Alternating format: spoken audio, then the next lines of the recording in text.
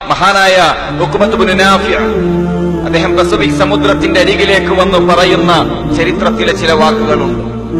ആർത്തലച്ചുയരുന്ന Pacific സമുദ്രത്തിന്റെ മുന്നിൽ തന്റെ കുതിരപ്പടയാളികളുമായി അദ്ദേഹം വന്നെത്തിയിട്ട് പറയുന്നത്, കടലെ, നിനക്കപ്പുറത്തൊരു നാടുണ്ടായിരുന്നുവെങ്കിൽ, നിന്നെ ഭേദിച്ചുകൊണ്ട് ആ നാട്ടിലേക്ക് എത്തുവാനുള്ള സാഹചര്യമുണ്ടായിരുന്നുവെങ്കിൽ തീർച്ചയായും ഇസ്ലാമിന്റെ സന്ദേശവുമായി ഞാൻ അവിടേക്ക് എത്തുമായിരുന്നു.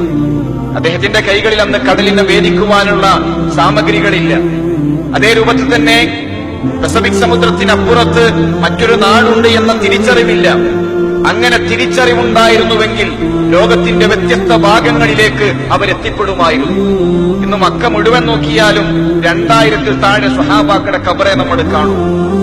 മദീനയിൽ 10,000-ൽ താഴെ സ്വഹാബാക്കളുടെ ഖബറുകളെ നമുക്ക് കാണാൻ കഴിയുകയുള്ളൂ.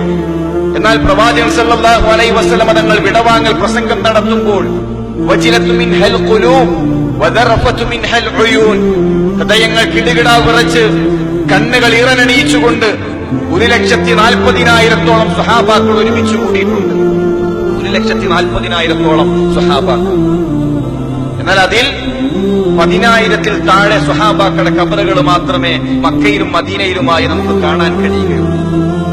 ബാക്കി വരുന്ന സ്വഹാബാക്കളുടെ ഖബറുകൾ ലോകത്തിന്റെ വ്യത്യസ്ത ഭാഗങ്ങളിലാണ്. അതെങ്ങനെ വന്നു എന്ന് ചോദിച്ചാൽ, മക്കയിലുള്ളതിനേക്കാൾ നല്ല താമസ സൗകര്യം ഉണ്ടായപ്പോ നാട് വിട്ടുപോയതല്ല. പ്രകൃതിക്ഷോഭം വന്നപ്പോ മക്കയിൽ നിന്ന് നാട് വിട്ടുപോയതല്ല. അവസാനത്തെ വിടവാങ്ങൽ പ്രസംഗത്തിൽ മഹാനായ പ്രവാചകൻ സല്ലല്ലാഹു അലൈഹി വസല്ലം തങ്ങൾ പഠിപ്പിച്ചു, ഒരായത്താണ് നിങ്ങൾ കേട്ടതെങ്കിൽ ഇതറിയാത്തവർക്ക് എത്തിച്ചു കൊടുക്കണം.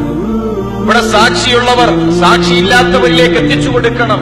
ബല്ലിഉ അന്നി വലൗ ആയ, ഒരായത്തിനെ പറ്റിയാണ് നിങ്ങൾക്ക് ബസീറത്തുള്ളത് എങ്കിൽ അത് ജനങ്ങൾക്ക് പറഞ്ഞു കൊടുക്കണം എന്ന് പറഞ്ഞപ്പോ എവിടേക്കാണ് ഒട്ടകങ്ങൾ തിരിഞ്ഞു നിൽക്കുന്നത് അവിടേക്ക് സ്വഹാബാക്കൾ യാത്ര തിരിച്ചു.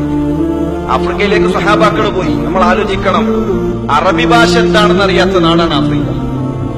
അവിടേക്ക് സ്വഹാബാക്കൾ ചെന്ന് ഇസ്ലാമിക പ്രബോധനം നടത്തി ആ നാടിന്റെ മാതൃഭാഷ മാറ്റി അറബിയാക്കി അവർ തിരിച്ചു വന്നു. അതാണ് സ്വഹാബാക്കളുടെ ജീവിതം.